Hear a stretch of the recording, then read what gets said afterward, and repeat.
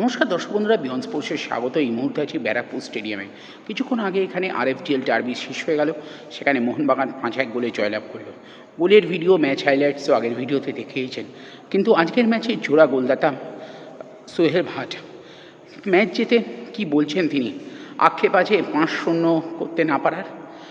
কি বললেন মোহনবাগান গোলরক্ষক coach Avro Mondal?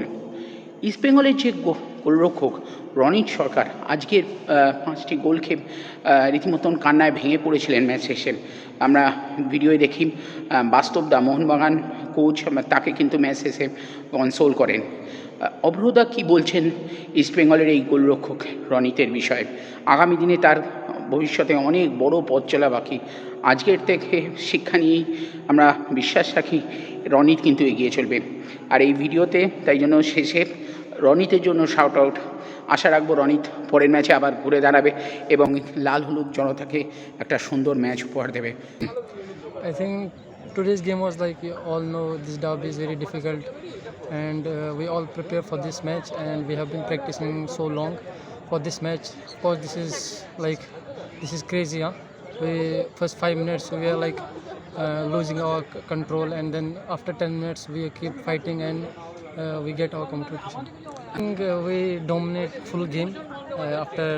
After first 10 minutes we dominate full game. We are scoring and last 10 minutes we go a little bit like down. So after like after 80 minutes we concede the goal and it's part of the game. You concede, you win. So joy moment.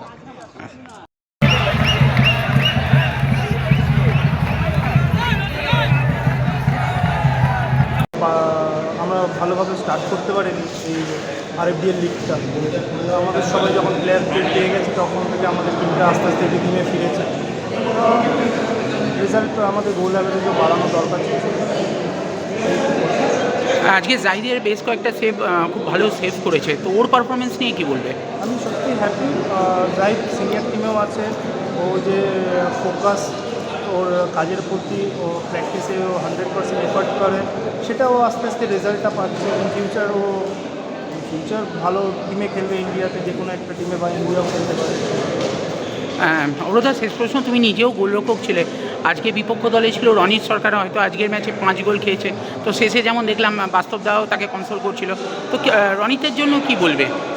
একদম ছোট বাচ্চা ছেলেও বা সবে ওর football career শুরু হয়েছে।